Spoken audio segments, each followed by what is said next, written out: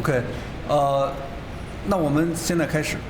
Welcome to the NDN IoT tutorial. There was a confusion about whether the start time is 8:30 or 9, because on the web page there's on the tutorial schedule says start at 9, but on the main program page it says start at 8:30. But I guess we just go with the main program schedule. So today we have a full day tutorial on NDN IoT development and the IoT package. Very interesting stuff. In the morning, I'm Beichuan Zhang from University of Arizona. So I will talk about the first session called NDN Architecture, give people an overview of the NDN architecture and protocol. And the second one will be presented by Lan Wang from University of Memphis. She will talk about NDN IoT applications. And in the afternoon, Alex Afranantsev and Yan Biao Li, they will talk about the NDN IoT package and hands-on experience with some programming examples. And in the end, Lixia Zhang from UCLA, she will conclude with looking at the future of the NDN, taking NDN to the next stage. If you have any questions, you can ask the question during the talk, or you can also email Lixia for any questions. So she, in the last session, she will try to address your questions, and we also have some time left for Q&A in the end. Okay. So before we start,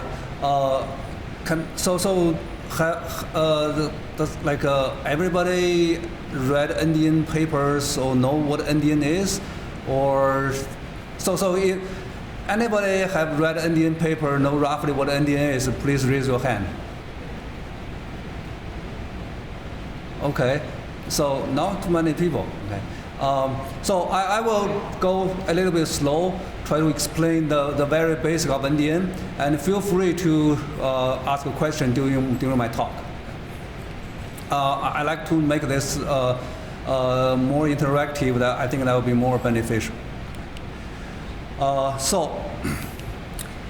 little bit on NDN as a research project, a little bit of background on as a research project. So NDN stands for Named Data Networking. The original vision was formed by Van Jacobson when he was at Xerox PARC in the early 2000s. And the official research project started in 2010, led by Lixia Zhang, UCLA, and Van Jacobson PARC. And I actually started as a large collaborative project sponsored by NSF as part of the Future Internet Architecture program. But since then, it has grown way out of a single research project, basically grown into a new research area. Today, people call it Information-Centric Network, ICN. There are research programs, research projects in US, EU, Japan, and other places in the world. And also, we saw new ACM conference on ICN and a number of related workshops. And the industry from, for example, Cisco, Intel, Huawei, and other companies, they also have researchers working on this idea, working on this direction. At the standardization front, IRTF, the research arm of ITF, they have formed the ICN research group. So people from academia and the industry use this research group to discuss the standardization-related questions. And we also have the NDN community meeting, so bring people who are interested in NDN every year, and also NDN consortium comprised of a number of universities and companies. And we also did a lot of open source software prototype and global testbed. So all in all, it's has grown way out of, way beyond a single research project. Really, it's a new emerging research area. So this is on the project background. And now let's go into the technical part, which is the main part of this talk.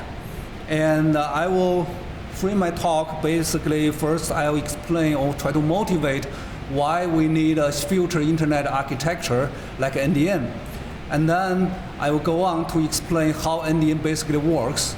And then I will go over a number of research questions or research topics people have been working on.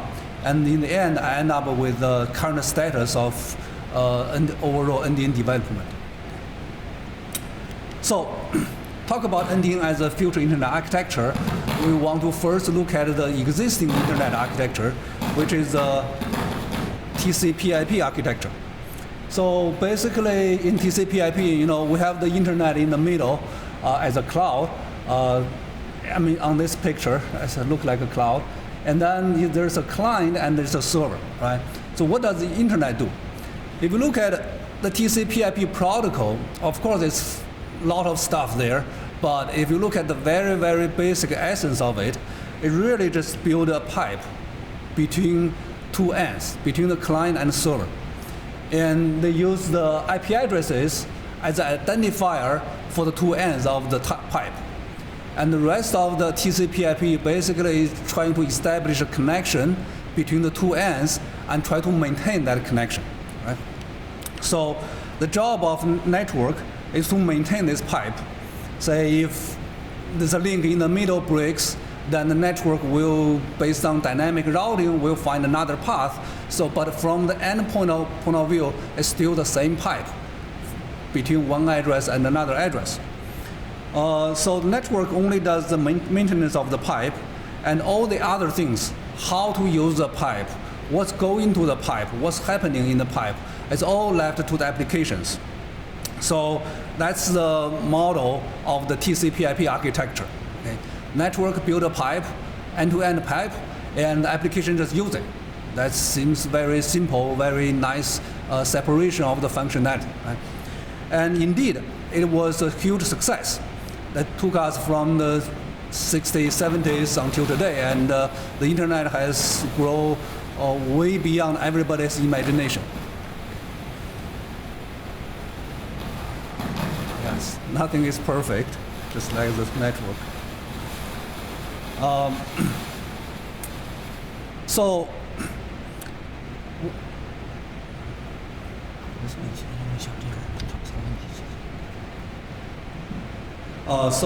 okay, I think this is better.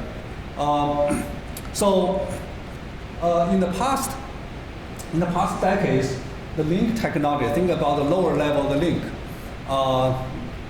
has evolved tremendously. Right? We start with just very little dial-up link, but today everybody has access to Wi-Fi, access to the to high bandwidth connections, and the end devices, has also evolved a lot. We use laptops, we use cell phones, which is much powerful than even desktop servers in those years, and applications are way beyond people's imagination. So everything else, except the network layer, has evolved tremendously. If you look at the basic network part, the network architecture, TCP part, remains roughly the same. Roughly the same like when it was invented, okay? Which is a good thing, meaning it's give you a very stable interconnection layer which allow everybody interconnect and use the internet. However, because everything else has evolved a lot, then you actually gradually see the problem of this network layer. And it has to be very difficult to keep up with those changes. If you look at the previous one, we say, oh, the network just built a pipe. Right? When the network becomes more complicated, you put more and more pipes. Some people say, oh, our network engineers, we are just the plumbers in the network, which is, to some sense, it's very true.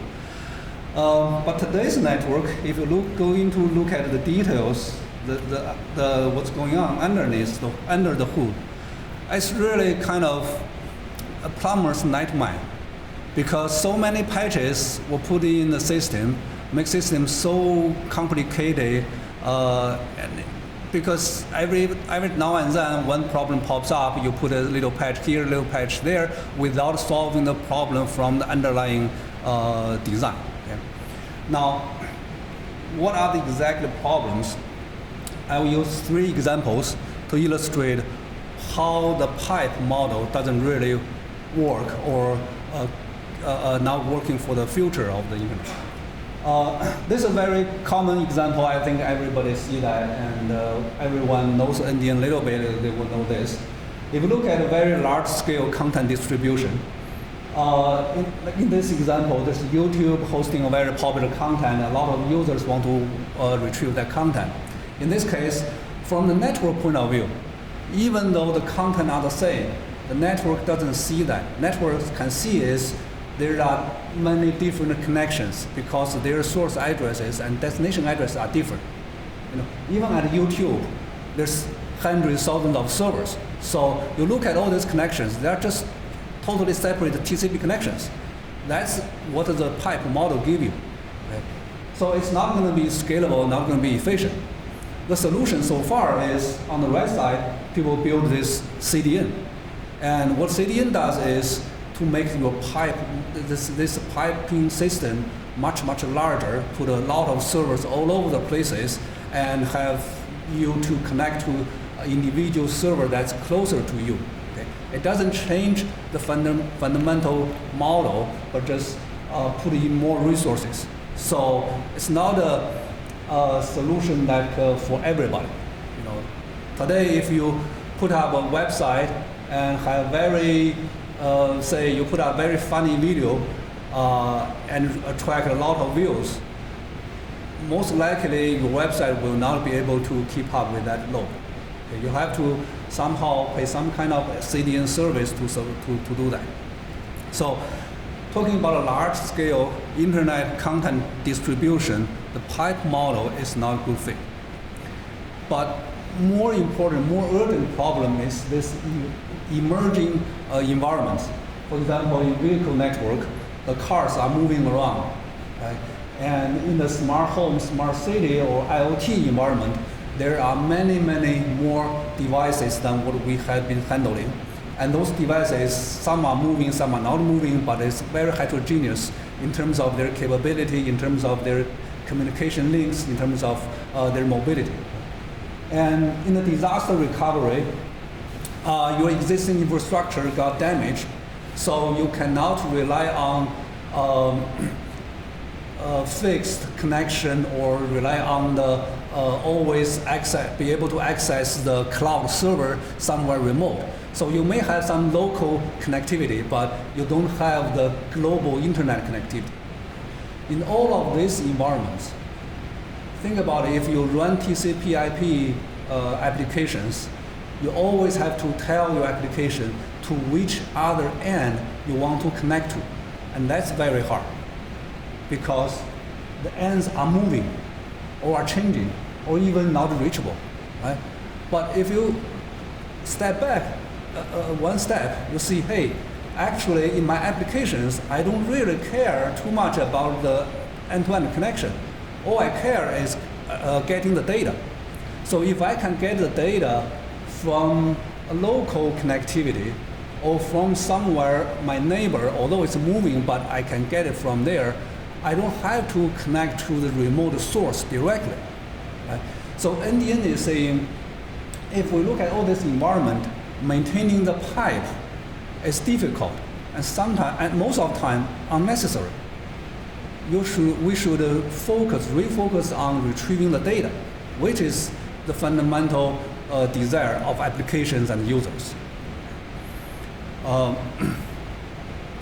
So I often give this example, and actually I have a student actually trying to solve this problem.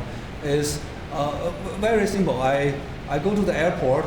I use my cell phone to check emails because I got a 4G connection. It's easy to check emails, right? And then I get on the airline, get on the airplane. The airplane takes off, and I don't have the internet connectivity.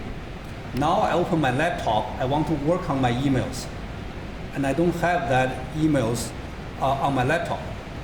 Although I know the emails are all on my phone, but I don't have them on my laptop, and there's no way to transfer that email to my laptop, because both my laptop and my phone, they all want to talk to Google Gmail server in order to retrieve or send emails.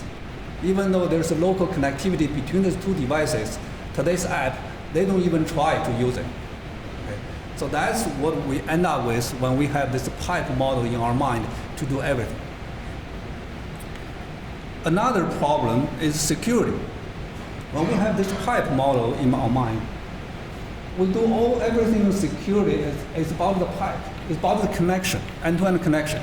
Today, you do all these online transactions, and you trust the network because there's a HTTPS. But if you think about HTTPS, all it guarantees you is this connection, this connection, all the data is encrypted, and you are talking to a server which are authenticated to be, say, Bank of America server. Okay, that's it. It says nothing about your data, nothing about the data you are downloading. Okay? So this model, this pipe model leads to a security model that tries to secure the connections, tries to secure the servers rather than securing the data itself. So you look at today's applications. When we write applications, we don't think about security. We don't do anything security about our data. All we want to say is, hey, if somebody download my data, we have set up HTTPS server, and that's it. Right? So that's our mentality today in designing network protocol, in developing network applications. But we run into the problems of the data problem. Say if you download a file through secure connection, but then the file itself has no security property. So if you give this file to anybody else, they have no reason to trust you because they don't see this secure connection. Secure connection is ephemeral. It come and go. The data always there. So the security should be built together with the data itself rather than depending on something else. So if you think about all these three problems I picked, they look very differently. Look at the large-scale content distribution. You look at this IoT mobile network. You look at the security. They're all very different, but they all share a common fundamental limitation because of architecture is end-to-end pipe model. So with that, let's look at what NDN does. NDN is saying, if we don't like this pipe model, how about we change it to a data retrieval model? To say, instead of going to one end to another end, we say the consumer of the data send requests into the network to say which data I want. And the network will return the data without specifying from where to return or take which path to return. So the interface is, I tell you what I want, and you give that to me. Instead of here, the interface is, I tell you to establish a connection to a particular point, then I will use that pipe. So this is two fundamental model of communication. So if you don't know anything about NDN, the very basic thing is just think of this way. In NDN, there are two types of packets. One is data packet, and the other one is interest packet. So basically, data is the content, and the interest is your request. And every data packet has a unique name, and every interest packet carries that name. So that's why we call it named data networking. And you send that interest to retrieve the data. And the network really just match the name of interest and match the name of data and return the corresponding data. And network is free to retrieve data from anywhere. And in the packet format, we don't even have any address. Source address, destination, there's no address. So in this network, think about all the packets flowing around only have name in it. you really don't have any concept of end-to-end connection. Because you pick any packet out of network, you don't see source or destination, so you really just don't have that kind of end-to-end connection.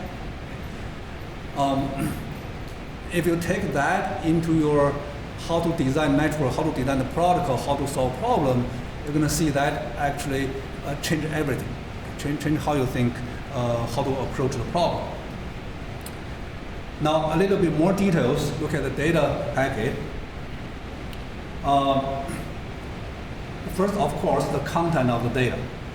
This can be anything. Okay. Most people, when they heard of NDN, they think about CDN, they think about static web content. But actually, the content can be anything. It can be a command you send to a device, or can be acknowledgement from the device saying, oh, I executed your demand. Or can be a video, or can be audio, anything. Okay. And there's a name, of course. And the name identifies that particular data. And here's the example, say, that's a UCLA, Boulder Hall 234, that's a room, and temperatures and timestamp. So basically that's a reading from a room temperature sensor from a particular room in UCLA. So that will be the name of this data. And there's a signature that's signed by data producers. Whoever generated this data will put a name, content there, and put a signature in the packet. And last, we have some meta info, a number of fields here to really have some information related to the data so that the consumer knows how to process and consume the data. Just that's kind of meta info. So this signature is going to bind the whole thing. Any change in the network to any field of this supposed to be detected by the consumer. And one important point I want to make is this data is immutable object, we say.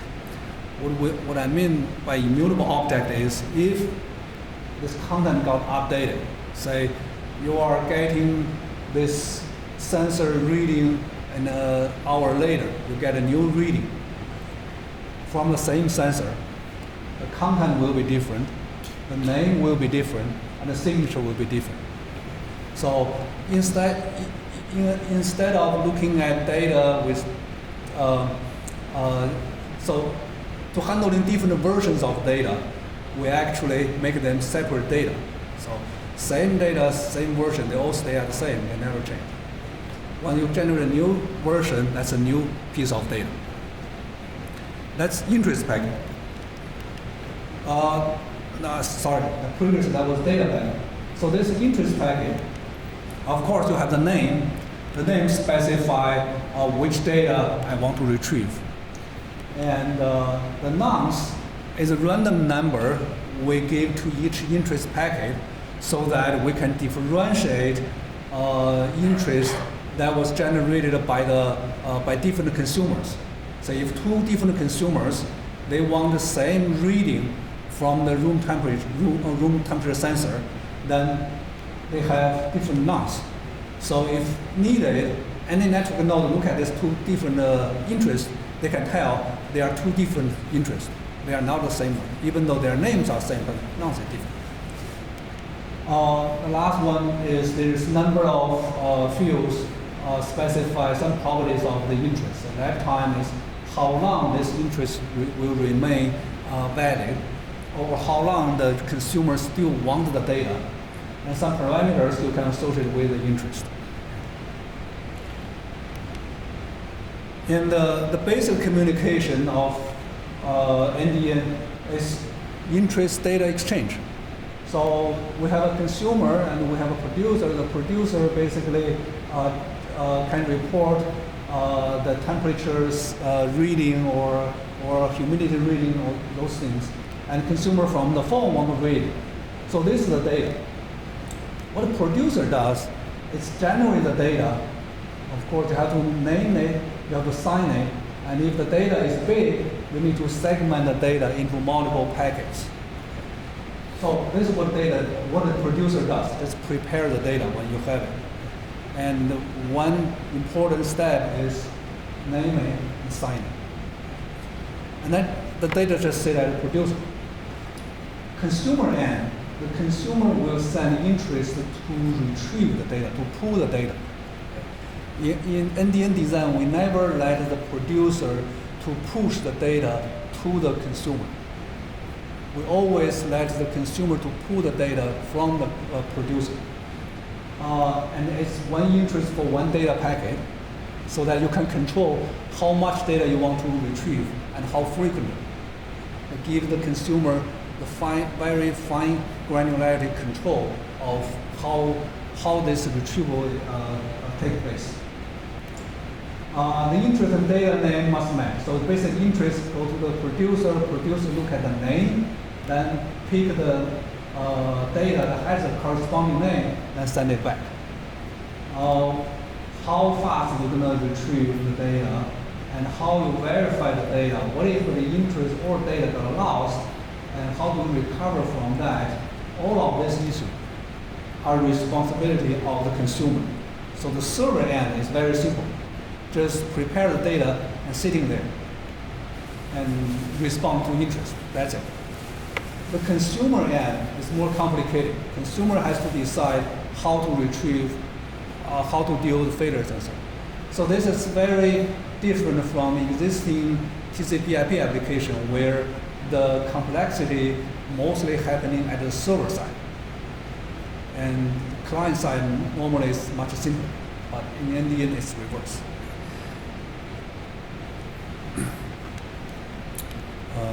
Well, I want to add one point. The reason we do this reverse, we don't let the server push data to consumers, but we let the consumer to pull the data. The fundamental reason is that in many cases, there are multiple consumers, and consumers are heterogeneous. They have their different needs, they have their different network connectivity. So for the producer to push to different consumers, it will be a very difficult job for producer to keep up with every single consumer. So it's hard to scale. But if you flip it around, you let the consumer in charge to decide what to retrieve and how fast to retrieve. That can be done much more scalable. So that's why we flip this around. And that's actually from experience in IP multicast research and many other research, in this consumer or receiver-driven type of communication is more scalable in these cases. So how will a network forward packets between the consumer and producer? Assuming we already know that the consumer already know the exact name of the data, so we'll just send an interest, try to retrieve the data. And I will go over the process, briefly go over the process, explain different steps. The very first step is the producer has to tell its own NDN forwarder on this node or the network or both, tell them, say, oh, I actually produce this kind of data. So I'm willing to serve this data. So I call this producer going to register or advertise the name prefix to the network. You have to tell other people, okay, I can serve this data. And then the routers, so we're talking about traditional network, wired internet. The routers will compute shortest path towards the producer. Similar to routing announcement, then route computation by the routers. But here, we're dealing with name prefix, not IP prefix. And then, after the route computation, every node will end up with the routing table that has the entries of name prefix and next hop. So every node knows how to forward packet towards this name prefix. When the consumer sends interest, that interest will be forwarded by this node based on the forwarding table. So they get the interest, they take the interest name, look up the table, find the next hop, then forward. This process so far similar to the traditional IP network, but we are dealing with name prefix instead of IP prefix.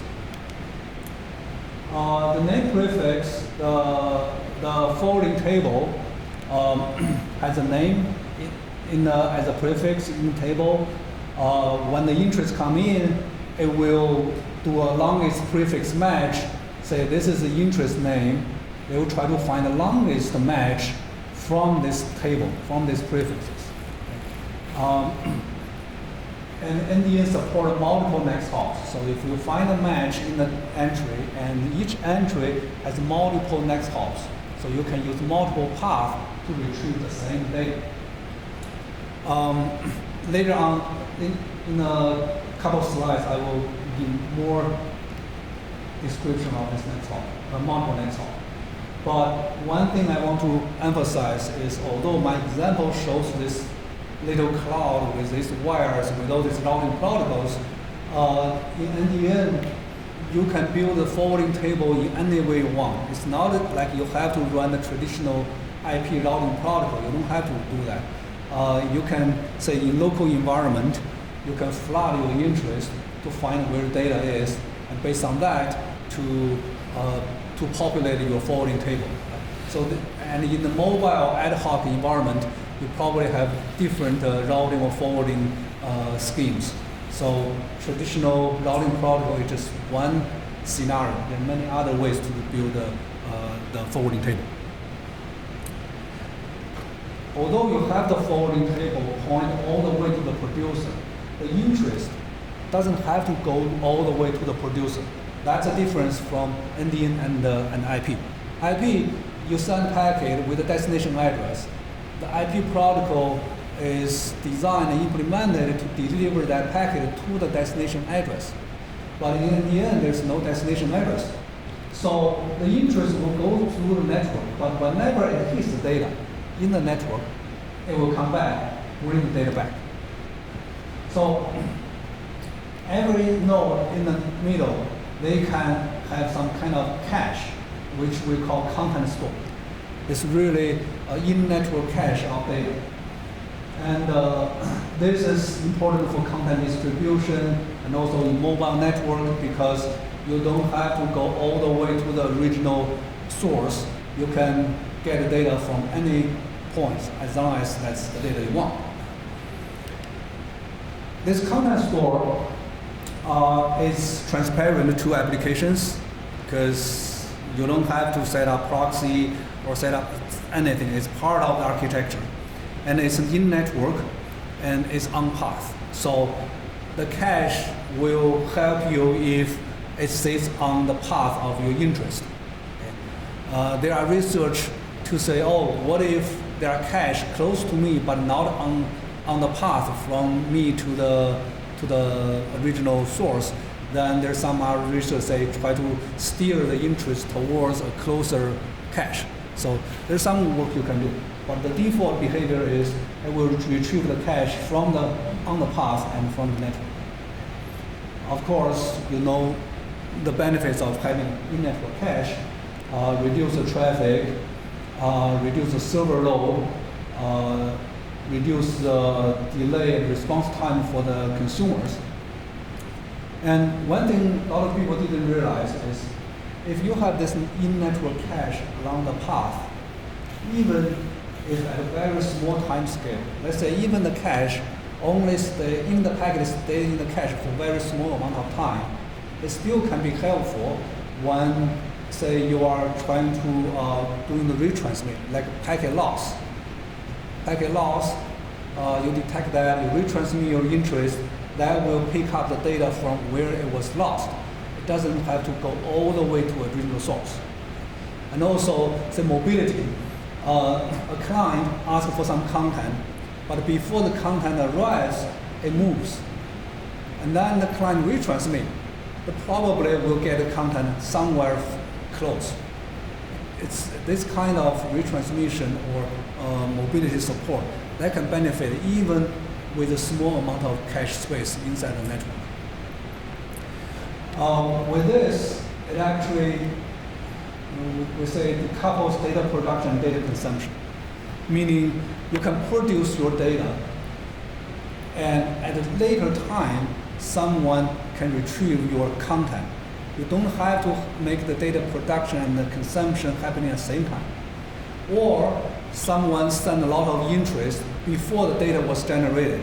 So the interest was held by the network nodes or by the server. Then whenever the data got generated, it will come to the consumer. So production and consumption is decoupled. They don't have to happen at the same time. The extreme case of this would be the DTN case, the delay tolerant network. In this case, NDN will be a really good fit to support DTN.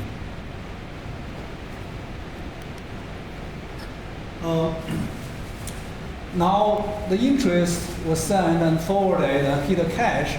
Then we want to get the data back. How do we get data back? If we think about NDN, every packet only carries the name. There's no address. So if you forward a packet based on name, it will always go towards where the data is. It will never come back if you only forward based on name. So in order to get the data back to the consumer, we let every router remember where the interest comes from. So after you forward the interest, you remember this interest comes from this neighbor. So next moment when the data comes back, you'll know where to forward the data back. So the data coming back is not forwarded based on name, but forwarded based on these states of pending interests. And therefore, in the NDN, the interest goes up, data come down. Both of them take exactly the same path, just different direction. Okay, not like IP. IP, you send an HTTP request or get an HTTP reply, they can take different paths. There's no guarantee it's going to be a reply back, or no guarantee reply going to take the same path. In fact, most of the time, I think they take asymmetric path. But in NDN, it's as this design decision, every interest and corresponding data, they will take the same path but reverse direction. About the page, so this illustrates, if I send interest here, this is the router of forwarding node. This router forward interest to this node, but before the data coming back, the router remembers this interest, its name, its nonce, and so on, I have received from this interface and forwarded out to this interface. Another consumer may send interest also over here. Now, if two interests, they ask for the same data, they carry the same name, then this node knows they're asking for the same data. So there's no point of sending both requests up. I only need to send one request up, get data, and then send 2 copies of data downstream, right? Because the name identifies what they want, so if they want the same thing, I only need to retrieve 1 copy. So this, because of the states, because I remember which neighbor has asked for which data, I remember here, then NDN can do multicast with interest aggregation. I can aggregate the same interest, the interest of same name, and send only one interest up. And coming down data, I have multiple copies sending data down. So I can make it multicast. And I also can suppress duplicate packets. What it means is, suppose I send interest out, and somehow the routing has a problem. So the interest somehow got routed back to me. Now by checking the PID table, I know I sent this exactly same interest out like a moment ago. Now I see it again. I know it's a loop. So I can drop it. So I can detect duplicate packet and I can drop them. This is not the case in IP. IP, if I send packet out, I don't remember. If that packet somehow come back to me, I will send again. So in IP, to prevent the forwarding loop from happening is the ultimate requirement of any forwarding or routing scheme. You cannot have any loop whatsoever. If it happens, your network really got a very bad situation. But in NDN, even if you have loop, the loop will be stopped when it's got completed a circle. So, and another thing about data is I send interest, I got data, I send interest, I got data. It happens on every single hop.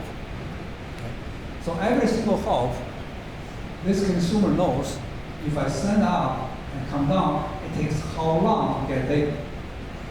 If this consumer has multiple paths, multiple choices, it can send interest to different paths and see how long it does take for that data coming back.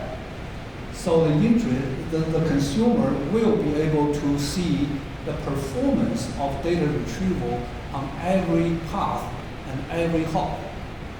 That gives the consumer or the downstream node a very good information to select which path to use. Right? Remember, in NDN, the forwarding table gives you multiple choices, but which one do you use? Or how do you, which one you choose and how many do you choose and how much traffic you send over there. This can all based on this feedback provided by this change. Every hop can see the performance, can make its own decision, can dynamically adjust the traffic forwarding. That's a very flexible, very powerful feature of NDN. And we call this forwarding strategy. Basically, the feed gives you multiple choices. The feed gives you the performance or any fault information about each choice. And then it's up to your design to come up with a strategy to best use all the available links to retrieve data. And that, you can imagine, the actual solution depends on the environment you are dealing with. Like if you were doing a very large data download, or you are doing mobile ad hoc communication, or sensor communication, or IoT communication, all these different environments, they have different constraints and different requirements and different goals. And you can come up with different forwarding strategies for them so that you can optimize your performance. So you put all this together, you see what so far we're talking about the data plane of NDN. In the data plane, you have a lot more flexibility, a lot more information to make better decisions, optimize your performance. Now, I put everything together, and this is a single NDN node. To summarize, if interest come in, you first check your content store, check the cache. If you have the cache, return the data. It's done. If you don't have the cache, you check the pending interest table to see if the same interest of same name has already been forwarded or not. If already been forwarded out, you find a match here. Then just add an incoming phase. You don't have to forward the packet. You just know, oh, another neighbor asked for the same data. That's it. If no cache match, there's nobody has sent this interest before, then you look up the forwarding table, you find a match, you forward it. So that's how interest got processed. And when the data come back, you check the pending interest table, you find a match, you forward it to all the neighbors who has asked for the data. Same time, you can also cache in the content store. Okay. It's more complicated than IP processing, but it's doing more things than IP.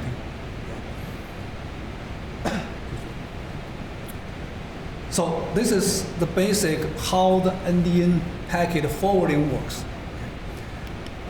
Next, I'll have a few slides about naming and a few slides about security framework. So I want to emphasize about naming in NDN because this really critical piece of the entire architecture and the most challenging part in all the protocol design or system design of NDN. First of all, of course, every packet, data, and interest, they carry name. They don't carry address or port. No concept of endpoint whatsoever. The names are per packet. A lot of people, when they first run into NDN, they thought NDN name is for huge, like a movie, like a file name.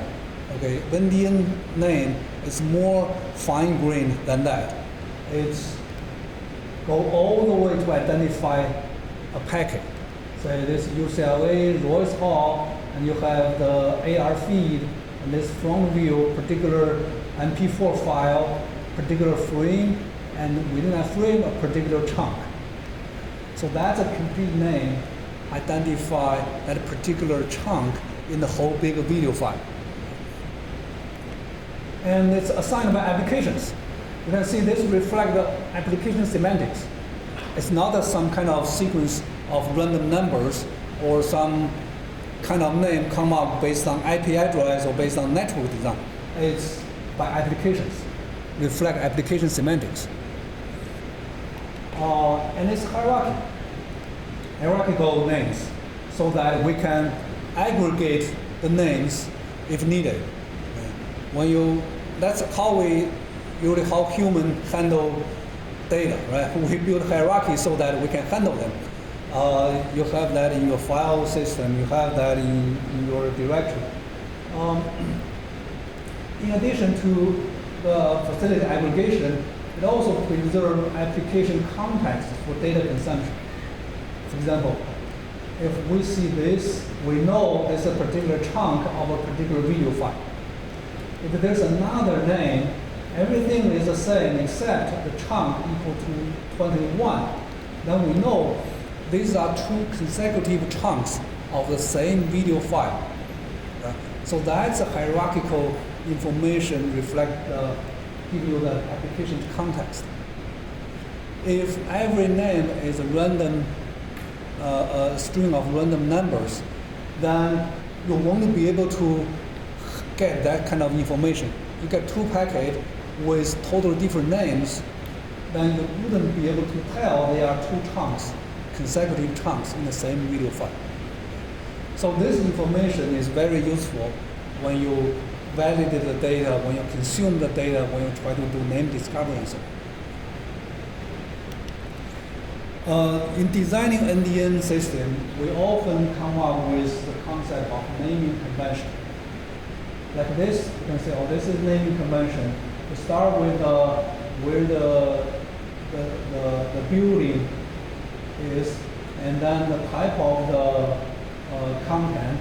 And here is the front view, then the video file, then frame and chunk. So this is kind of a convention of how you name this kind of video feed. And designing application protocol, a large part of that is to designing this name convention. Once you have this convention, everything else become very much more like easier or easy because consumer just based on convention generate interest and send out, and consumer get data, just organize data based on this. So naming convention is very important. Allows you to construct names from the data they want. And in NDN, we use name to identify the content. And that's basically a demultiplexer across all the layers. What I mean this is, if you think about existing system, at the HTTP level, we have URL. At TCP level, we have port number. At the IP layer, we have IP address. At the Ethernet layer, we have Ethernet addresses. Each layer has its own identifier. And when we go from one layer to another layer, we have to do some kind of translation or resolution. Right? It's very complicated. And we need to identify what we need for demultiplex. When I get a packet as a computer, as a end host, when I get a packet, I look at the port number so I know which process, which application I give it to. So it's a demultiplexer. Here in NDN, we just use application name as the demultiplexer for all the layers. Application layer, transport layer, network layer, they all use the same identifier, same name as a demultiplexer. So that when we do any optimization at any layer, you are optimized for the eventual goal of the applications. Like in IP, like in TCP or IP, if you you design your mechanism based on address and port, not necessarily going to benefit the application. If application want to retrieve a particular URL file, a particular file through the URL, not particular the address and port, but TCP you only have address and port, so that's you work with. In the end, every layer you use the name as demultiplexer. So if you design a network mechanism, actually it is working for the application. So that's the benefit. Also use auto configuration, auto discovery based on names. So that's in the afternoon sessions, later sessions, you're going to see this auto configuration, auto discovery many more times because that's very important topic in the IoT environment. The name discovery. How do consumers know the name? What names to use to retrieve the content? Like, I know what content I want to use, I want to retrieve, but what names do I need to use? Usually, that's the case. You know the prefix, right? I know. Say, let's go back to this example. I know this. I know this prefix because I know I want to retrieve the video feed from UCLA Ross Hall. That's what I know. That's given to the application. But exactly which name do you use? One way is you can use name convention to derive the complete name. That's part of the application design. You already know the convention, so given the prefix, then you can fill up later parts. That's one case. Another case is you can use the manifest file to list all the names of the data. It's similar to what people use for BitTorrent. In BitTorrent, you have this torrent file that lists all the pieces with the hash together with the piece. Right? So here, if I want to retrieve a big file, I can retrieve the first manifest of that file, and that manifest listed all the packets and the exact name of each packet in order to retrieve that file.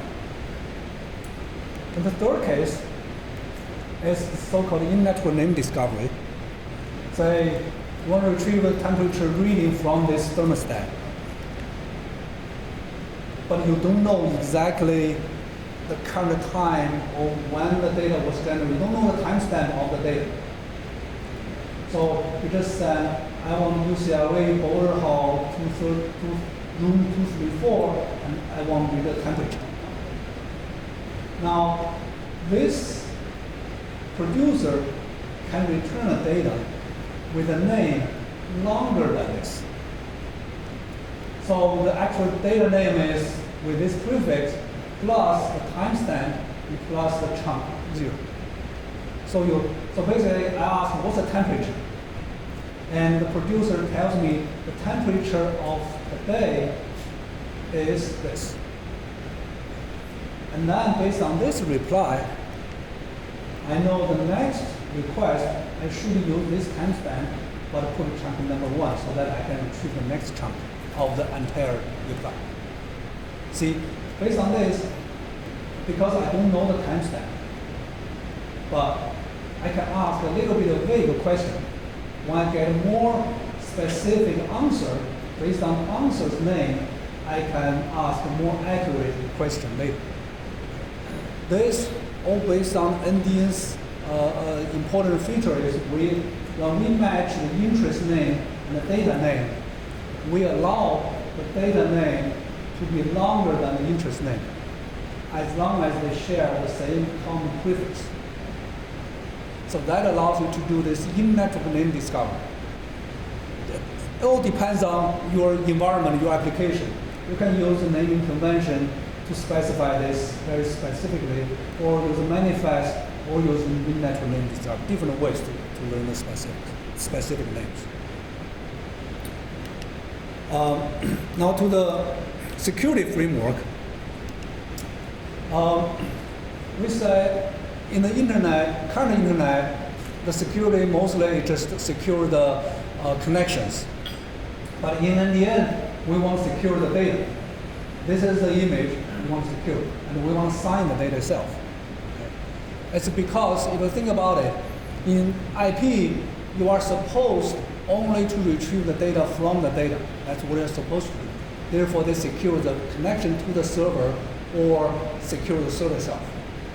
But in NDN, we allow you to retrieve data from anywhere. There's no destination address specified in the address, so you can retrieve from anywhere. In that case, you have to put signature, put some security mechanism together with the data itself. You cannot put the security mechanism with the link or with the pipe or with the server. So that's why every data packet in NDN is required to have a signature. But once you get this data, how do you validate? How do you validate the signature and validate the data? Usually, in the real system, you will have a trust anchor, which is the root of your trust. Say, in the campus, you probably trust the campus administrator, or in this hotel, the root of the trust is the hotel manager. So in every environment, you have a trust anchor. That trust anchor has to be configured into the application. And then application will generate their own keys and obtain certificates from the trust anchor. And then use their own keys, they can sign the data. The next is application specify the rules, which we call trust schema for data validation. This I will cover in the next slide. And all the keys, certificates, trust schema, they are all NDN data. They can be retrieved by NDN mechanism. This will be more easily explained by the specific example. Let's say this is the data we received, and we have a signature as a part of that data packet. Inside that data packet, we have a field called a key locator. It's part of this packet called key locator. That key locator has the name of the key that was used to sign this data. Let's say this Royce Hall, this building manager uses his own key to sign this data. So whenever you verify this data, you know this data was really authorized by the building manager. When you look at this, if you have the key, of course, you take that key to verify. But if you don't have this key already, then you need to retrieve this key. So this is actually the key file. And in order to retrieve this key, you send interest, you get this key, and that's it. Now, the next question in your trust management is, how do I trust this key itself? This key is just another NDN data. It's assigned by another key. This campus manager signed this. So in order to verify this key, this file, you need to get the campus manager key. Then you can verify this key, then use this key to verify this data. So then you can go on to verify, to retrieve the campus manager until you reach the trust anchor. And trust anchor is configured, so you already have trust anchor key. So you go from the data itself, follow the key locator, go all the way up to trust anchor. Then you can verify the entire chain. This probably be done by once, After that, you already have all the keys in your storage. So for the remaining data, you can just directly verify. If we put this as a little graph, you can see this shows the steps. You get this data feed, this is data name, and data name is signed by this key, and that key is signed by this key, and all the way go to the trust anchor. So it gives you this hierarchy trust relationship. However, if you have this name-based trust policy, you are not restricted to this hierarchy thing. You can generalize, and that's actually what we did. We generalized this. We call this trust schema. So this is your trust anchor. You can have multiple trust anchors, and there are different keys, and there are entries in that data, whatever. You have a lot of other data, and you can, based on the names, you can specify in order to validate this data has to be signed by which key, and this key has to be signed by other keys. So you can use this schema, and we will come up with a schema to formalize this policy, so that you can actually specify your trust policy, trust relationship policy in all your data. This is not feasible with the existing tools in the TCP/IP network currently. Currently, as you get data, you have the key, then yeah, that's it. If you have the key, you verify it. If you don't have the key, that's about it. You may retrieve some keys, but if you have this relationship and complicated trust policy, then it's very hard or almost impossible to specify that. But in the end, based on the names of the data name and key names, we can easily use the schema to express and specify our policy of the trust. And just remind you, trust schema or the keys or certificates, they are all just regular NDN data packets. With the trust schema and the keys, you can do a lot of things just within locally. Like you have the phone to reliably validate your data, because trust schema tells you what you need to do in order to verify the data, what keys you need. The camera, the routers, they can all independently do their verification. So, as a summary of how NDN works is, I think on a very high level, think about the data packet. It's identify the names and signed by the producer. That's the data. On the other end, that's interest, which basically just carry names to retrieve that data. That's it.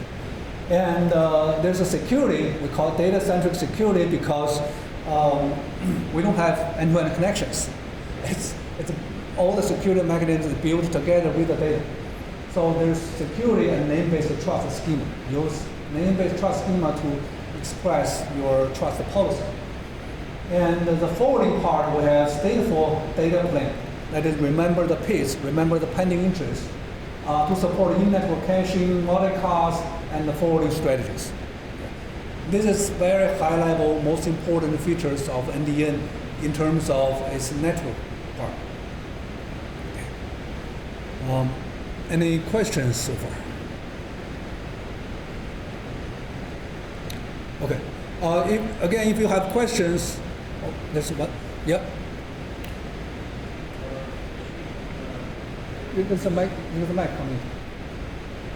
I have regarding name discovery. Actually, how in network name discovery will work on the internet scale? For example, because X star producer will announce the prefix, and only first router who is connected with the producer may have the FIP entry. But consumer that when on the multiple hops, you don't know where is the actual producer.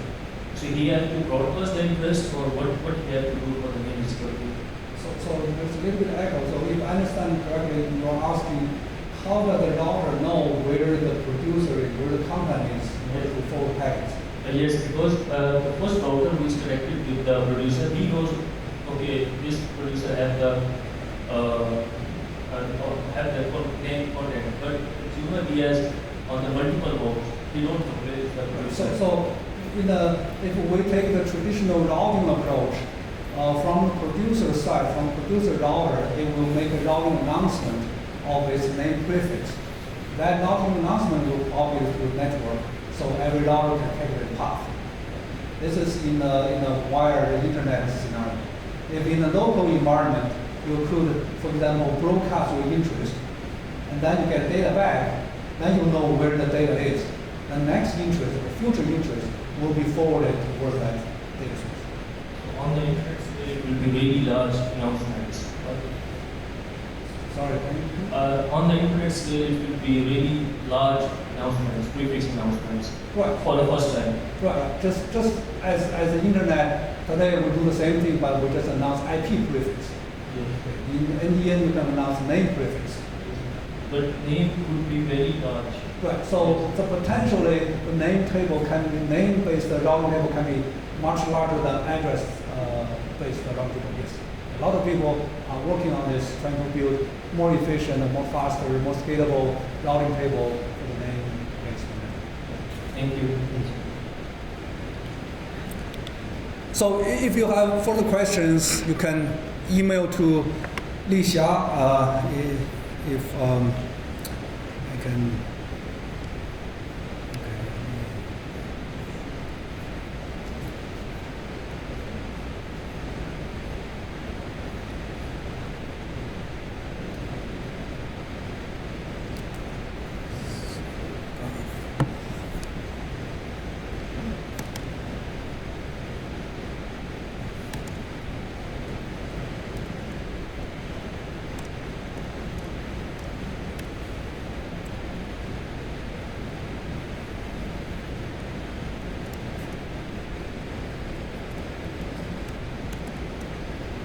So if you have questions you didn't get a chance to ask, you can email to Li Xia at this address.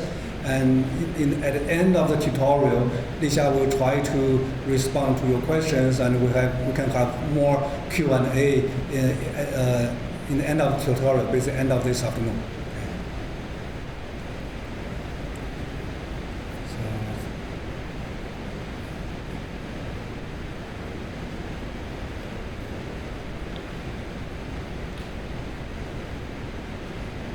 Okay, we're running a little bit late, so I will go pretty quickly to touch on a number of NDN research topics here. So, in a high level, if you think about NDN research, NDN is a new network architecture. It changes the network or the computer system from a lot of aspects.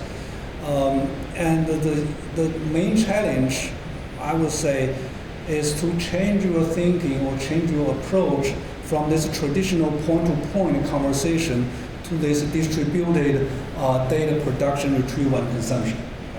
For example, traditionally when we talk about transport protocol TCP, we have this model with two ends that communicate through the network.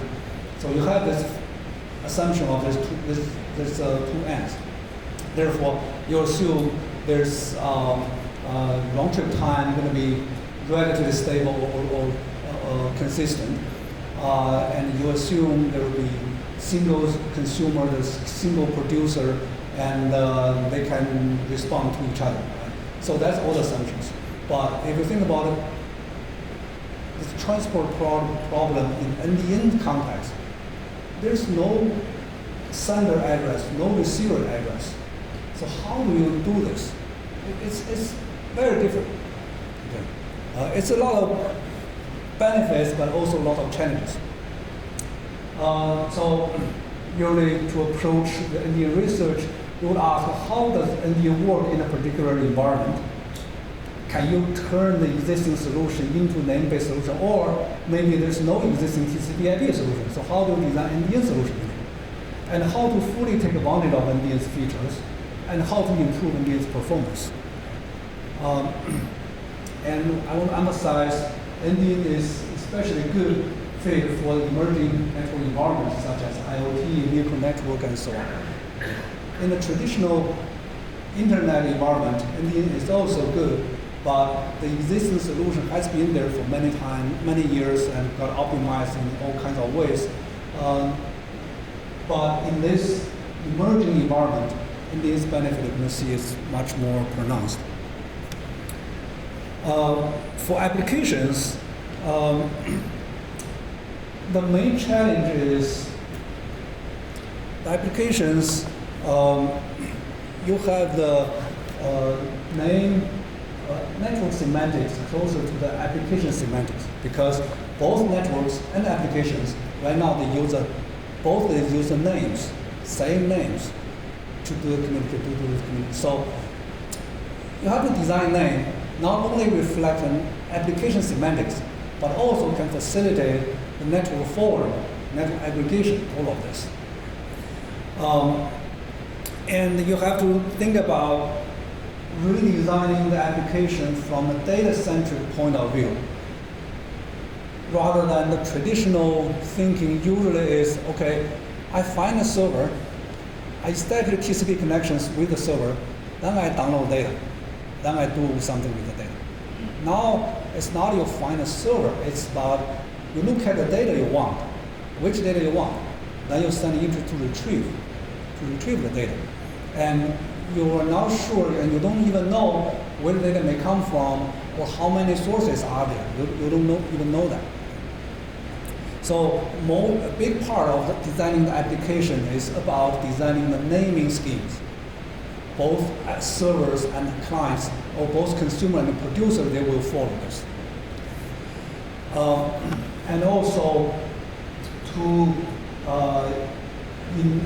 make use of all kinds of connectivity. Today's applications, as I mentioned, is really cloud-centric. Basically, today's application, they assume you always have connectivity to the internet to reach the cloud server somewhere in Google, somewhere in Amazon, somewhere in Alibaba. So all the applications assume that if you don't have internet connectivity, nothing works. NDN's philosophy is, no matter what connectivity you have, we will try to retrieve the data from whatever is available. So we call it cloud assistant. If it's locally available, we use the local connectivity. If internet is available, we go to the cloud. We can go to cloud retrieve. So cloud is not a necessity, but kind of performance improvement or availability fallback. There's a namespace design. It's really the tussle between many different requirements. You allow the data access, facilitate the forwarding, also the security usernames, and all of this, they use names. I will not go over the details because of the time constraints, but you can think about in a home environment, if you want to name a particular piece of data, how do you name the data which can facilitate everything, the data access, network forwarding, security, and all of this.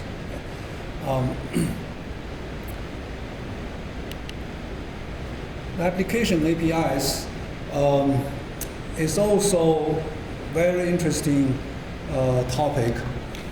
There's some existing work, but I don't think there's like a consensus in the whole community. I will agree that's the perfect API we're going to use. Okay. If you learn a little bit of history about TCP/IP development, the socket API took a long time to actually develop and finalize, because that was really new at that time. In the end, we totally changed this this service from the service API. So how do you design an API for applications that's best use NDN features? That's a challenge. In NDN, application does pooling the data, and it's asynchronous multi-node data dissemination, right? So client has to decide at what time to send what interest at what rate. And what if the data doesn't come back within a certain amount of time? Whether you move on or you retransmit, what do you do with it? So this needs to be built into a service API so that applications can easily use NDN without worrying all of these problems. And of course, also making use both local and global links.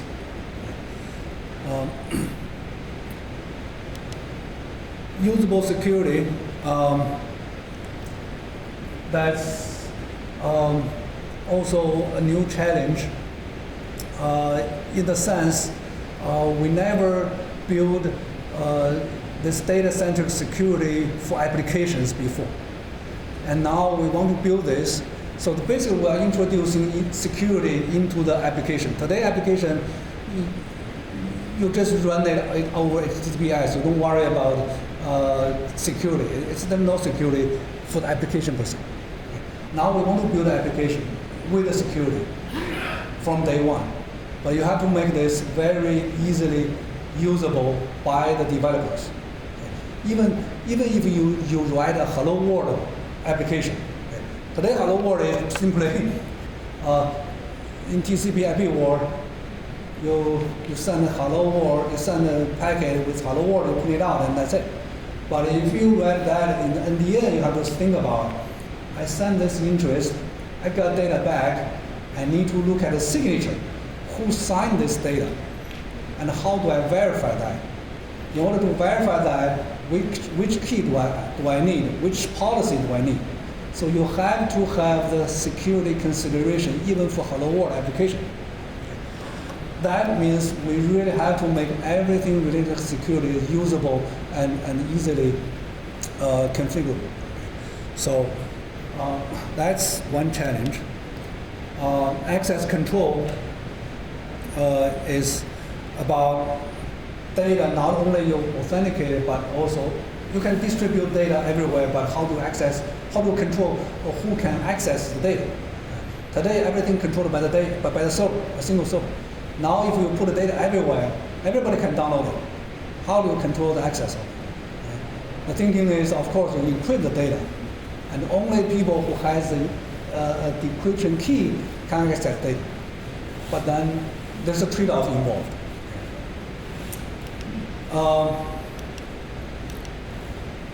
I'm gonna skip this. The DDoS and the content poisoning are also interesting security-related topics, but we can. I'm gonna skip this because of time limit. But you can read this trade-offs, and also there are related papers. Of course, if you have related questions, we can discuss at the Q&A session. So, let me see the time.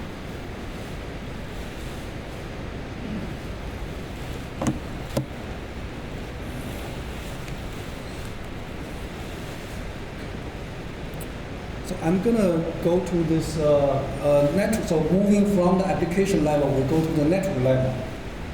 One interesting piece is forwarding strategy. As we mentioned, forwarding strategy is something new in NDN because in NDN data plane, NDN gives you a lot of information, a lot of flexibility. So how do you make use of that? That's the question of forwarding strategy. There's some existing work designing strategy for different environments, but I think there's a lot of more can be done and can be optimized here. Another interesting topic, also a lot of work already there, is sync mechanism. So for people not familiar with this, if you think about it, what's the equivalent of the transport layer, or what's the equivalent of TCP in NDN? You can think about TCP is a very special case of what we call sync. So TCP, is trying to synchronize between two nodes, specific two nodes. One node, which is sender, has 100% of the data, and the receiver has 0% of the data. And TCP does synchronization between these two nodes. At the end, both ends has 100% of data. That's a synchronization problem.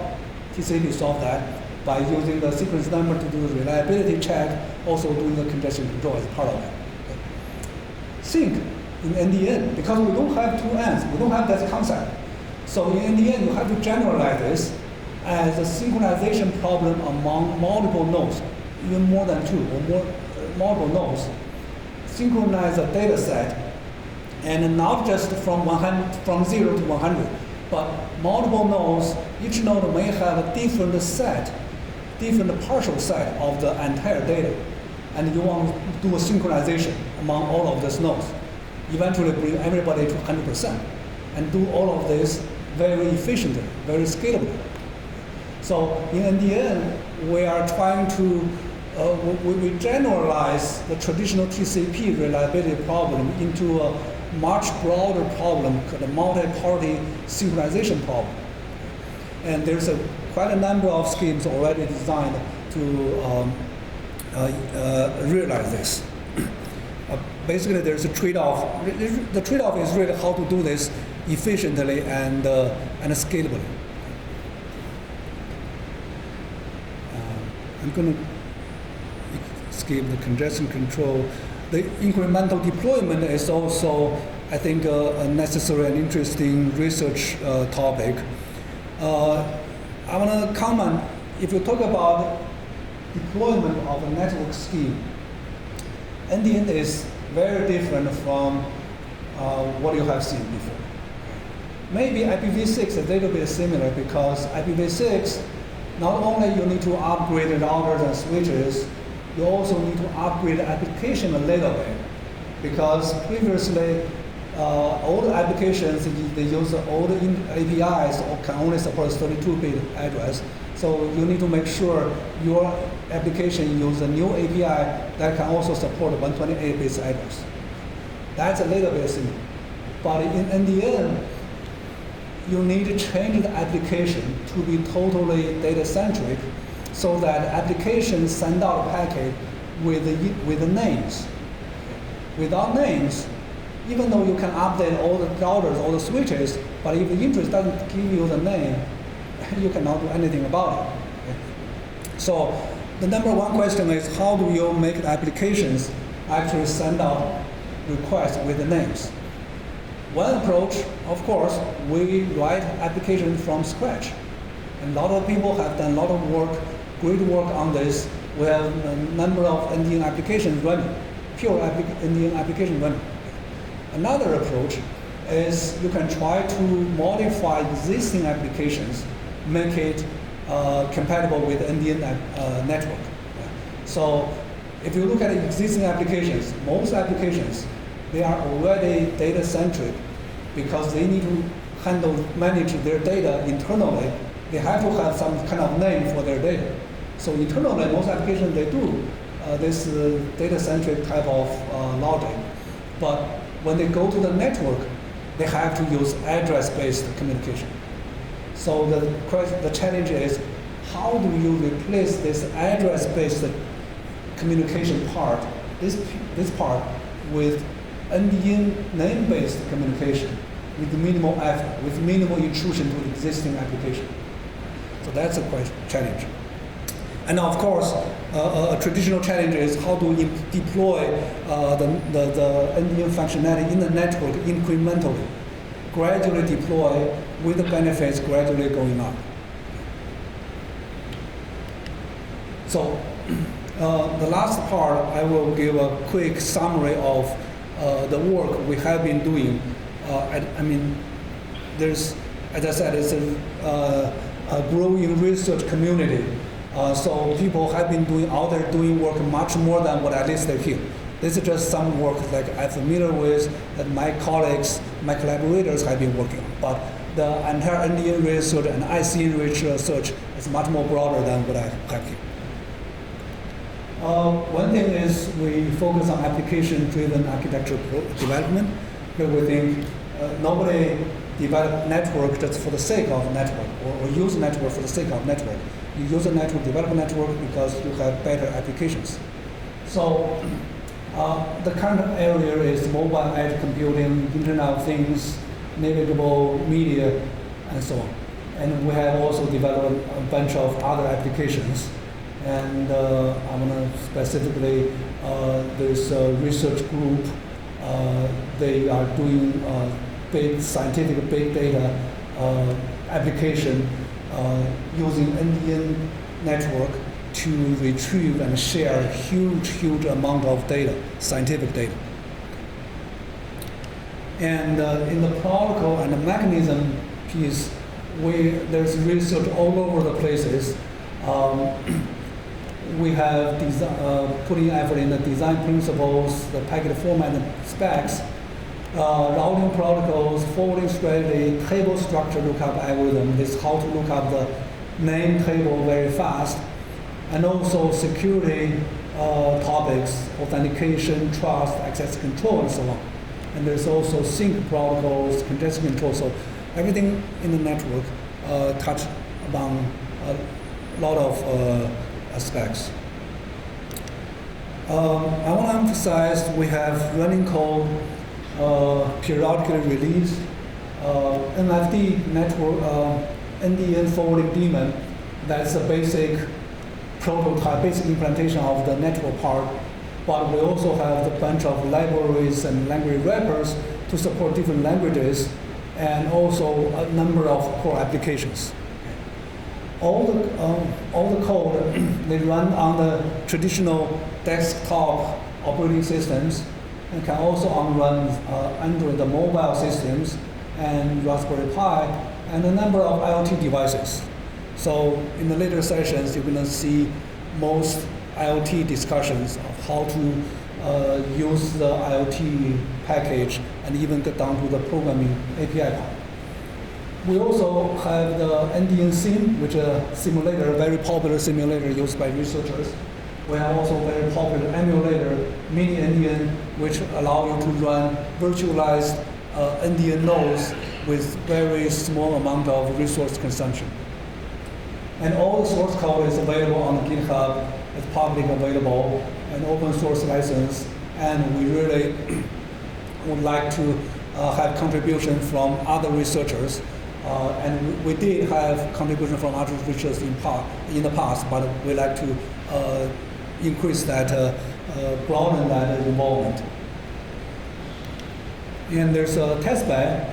We have testbed, I think like 30 or 40 nodes across 4 continents. This is just showing the North America part. And we have basically the testbed is the computers dedicated by the universities or research institute, and we build NDN tunnels among these nodes so that you have a testbed, a wide area testbed to work with. And right now we are in the process of moving contents to the testbed so that you can use the testbed as kind of mini CDN service. And also we have the annual NDN community meeting, and this year in September going to be held at in NIST in Maryland, USA. And there's conference, the community has a conference, workshop, ICN research group, and so on. So the whole research community is growing, more people got involved, and that's why we hold this tutorial every year, not as only at the SIGCOMM, but also every year at the ICN conference, try to get more people get involved. If you want to know more about NDN, all the information, the papers, the code, the videos, everything you can get from this website. And for today's tutorial, if you have more questions, you can send email to Lixia, and in the end of the tutorial, we're going to collect all these questions and try to have a Q&A session. So I think that's the first session. Now we have a break, and we'll come back at 10:30, and Professor Lan Wang will talk about IoT applications.